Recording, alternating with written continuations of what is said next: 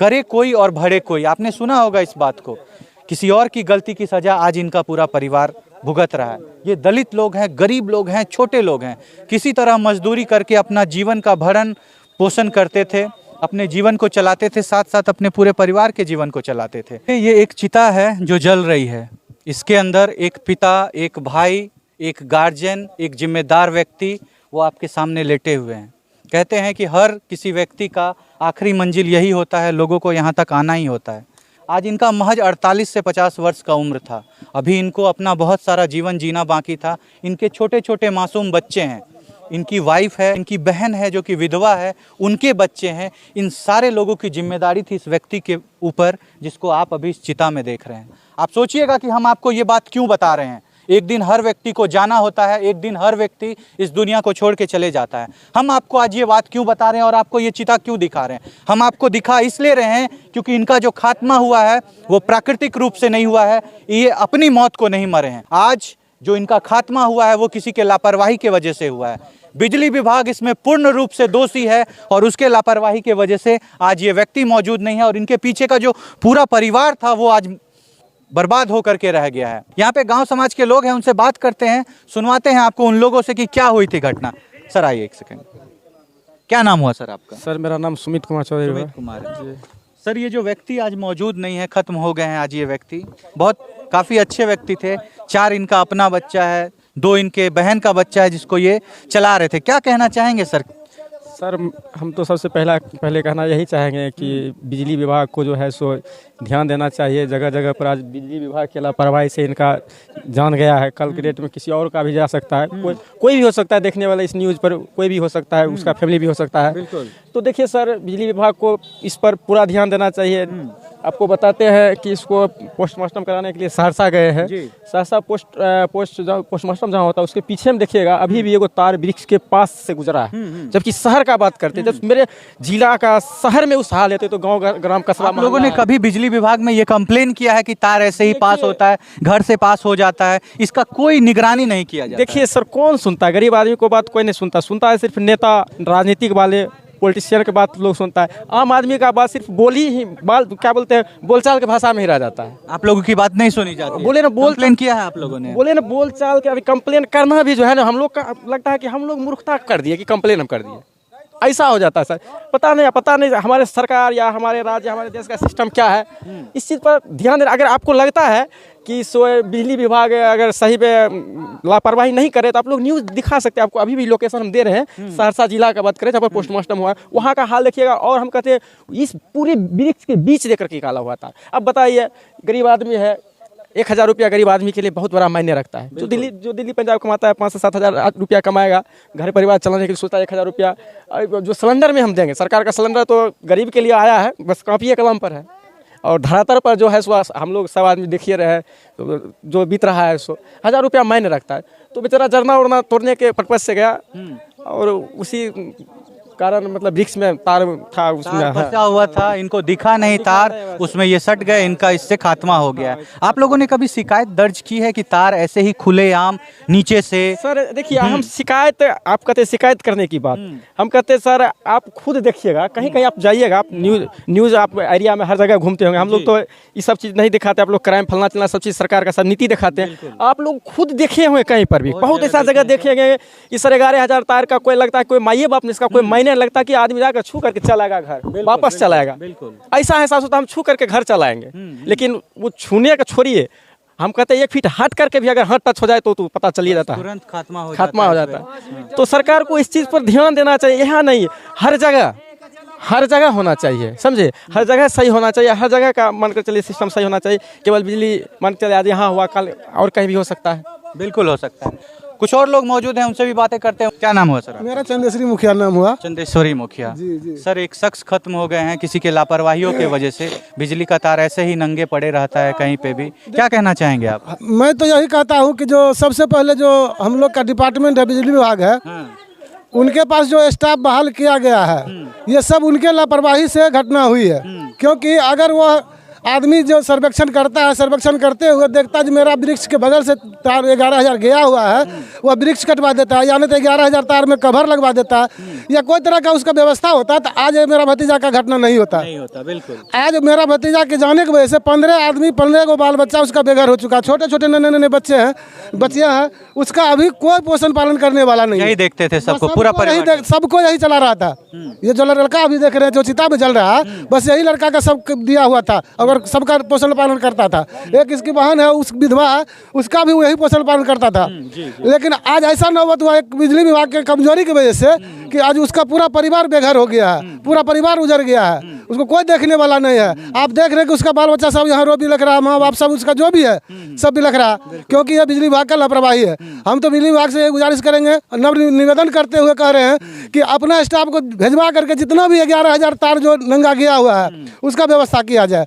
दूसरी बात कि ये बच्चा जो गया है, इसका बाल बच्चा के लिए जो मुआवजा मिलता है वह सही उपयोग करके उनको दिलवाया जाए, ताकि उसका बाल बच्चा का जो भरण पोषण है वह किया जाए। आगे की पढ़ाई लिखाई बाल बच्चा के लिए, क्योंकि दलित परिवार से बिलोंग करते हैं, तो इसीलिए जो सरकार से मैं गुजारिश करता हूँ कि इसका जितना भी मुआवजा है उसका कानून में जो दिया हुआ है वह इनको दिया जाए। हम तो यही विनती करते हैं उनसे, क्योंकि अभी उसके पीछे कोई नहीं रहा है जो उसको भरण पोषण करेगा। आप सब लोग देखे हैं कि छोटा छोटा भाई है, छोटा छोटा बेटा बेटी है, माँ उधर सब बेघर हो गया है।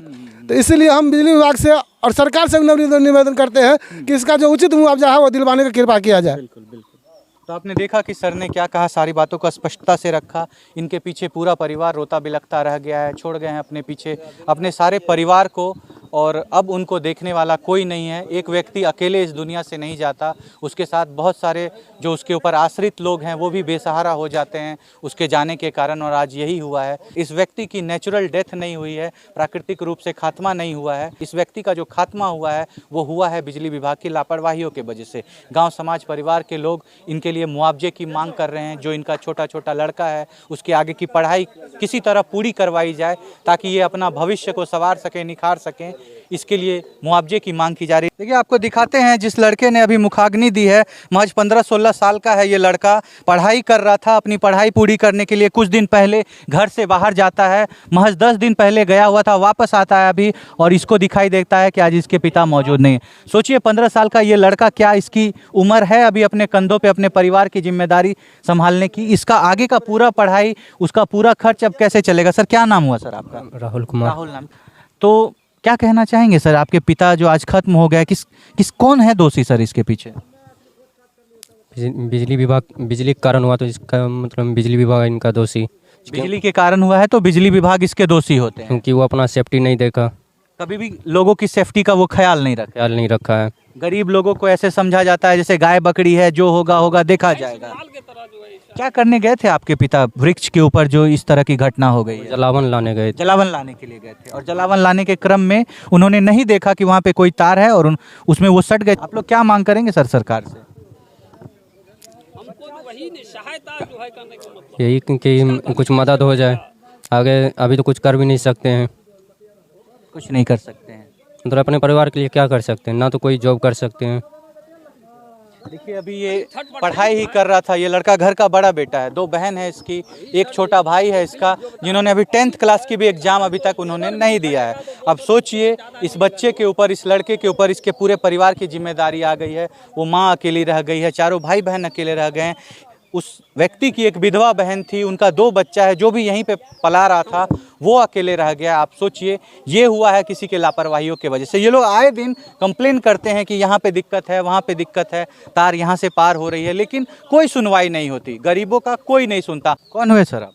हम इसका छोटा भाई हैं। हाँ। जो व्यक्ति मौजूद नहीं है। हाँ। क्या कहना चाहेंगे सर, आपके भाई को किसी के लापरवाहियों के वजह से आपके भाई खत्म हो गए हैं? हम तो डायरेक्ट कहते हैं सर कि बिजली विभाग के लापरवाही से मेरा भाई का मृत्यु हुआ है। बिजली विभाग की लापरवाही से आज मेरा भाई को हुआ, कल दूसरे भाई को होगा, किसी के भी साथ किसी को हो सकता है। सर आप लोग कभी कंप्लेन करते थे सर बिजली विभाग में जाकर के कि ऐसे ही खुला तार ऐसे लटकते रहता है, कभी कोई उसमें सटेगा तो किसी की भी जान जा सकती है, ऐसा तो बहुत जगह से उसके पास कंप्लेन किया लेकिन होगा। कोई सुनवाई नहीं कोई होती है। सुनवाई नहीं हुआ, कभी कोई सुनवाई कोई नहीं सुनवाई नहीं। गरीबों एक तो की बीच कोई बात तरफ नहीं से सुनता। बिजली विभाग का 11,00,000 का तार निकालना उचित बात नहीं, बिल्कुल उचित नहीं है सर। ना उचित बात करता है। अगर ब्रिज के होकर अगर तार निकालता है तो उसमें कवर लगाकर सरकार किसको लगाना चाहिए कि इस चीज़ से हमको पब्लिक को कोई हादसा न पहुंचे, जैसे आज मेरा भाई के साथ हादसा हुआ है। बहुत सारी चीजें, बहुत सारा प्रिकॉशन रखा जा सकता था इसके लिए। आप क्या मांग करना चाहेंगे सर सरकार? हम इस सरकार से ही चाहते हैं, मेरा भाई कि चल ही गया है, 10-15 परिवार के चलाने वाला देवता एक मुखिया चला गया, अब उनका परिवार कैसे रहेगा, नहीं रहेगा, ये उचित सरकार पता नहीं। वही फैसला करेगा। देख सकते हैं काफ़ी इमोशनल हो रहे हैं भाई साहब, इनका भाई गुजर गया है, किसी की भी हालत ऐसी ही रहेगी। देखिए यहाँ पे उनका छोटा बेटा मौजूद है, थोड़ा दिखाते हैं आपको। देखिए यही है वो छोटा लड़का। आप सोचिए क्या अभी इसकी उम्र है कि इसके सर से इसका पिता का साया चले जाए, और अगर इनके सर से इनके पिता का साया हट जाएगा तो कैसे कैसे होगी इनकी पढ़ाई लिखाई, कैसे गुजरेगा इनका आगे का जीवन। क्योंकि अभी वो माहौल नहीं है कि हमको इनसे बात करना चाहिए, फिर भी हम इनसे। बाबू अभी आप किस क्लास में पढ़ते हैं? 9th में पढ़ते हैं। अभी आपने 10th की परीक्षा नहीं दी है। आपके पापा का जो ये खात्मा हुआ है बेटा, कैसे हुआ है? मुझे बिजली से बिजली से लग करके आपके पापा का खात्मा हुआ है। किसको दोषी मानते हैं आप? या बिजली विभाग बिजली विभाग को दोषी मानते हैं। आप सोचिए ये 9 क्लास में पढ़ने वाला छात्र है, ये लड़का अभी 9 क्लास की पढ़ाई कर रहा है। अभी इसने 10th की भी जो प्राथमिक शिक्षा है वो भी अभी इसने हासिल नहीं की है। 14-15 साल उम्र है इस लड़के का। अब इसका पूरा आगे का जीवन कैसे चलेगा? कौन करवाएगा इनकी पढ़ाई पूरी? क्योंकि ये लोग पूरी तरह से अपने पिता पे आश्रित थे। जो व्यक्ति आज चिता पे लेटा हुआ है उसके ऊपर आश्रित थे।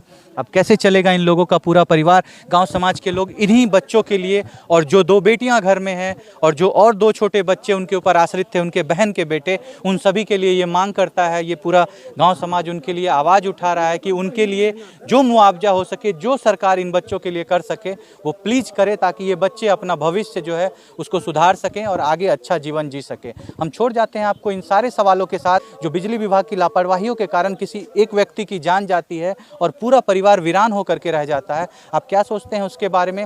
आप अपने राय को जरूर रखिएगा, और मिलते हैं आपसे अगले वीडियो में अगली केस के साथ। तब तक के लिए आपसे अलविदा लेंगे। जय हिंद, जय भारत।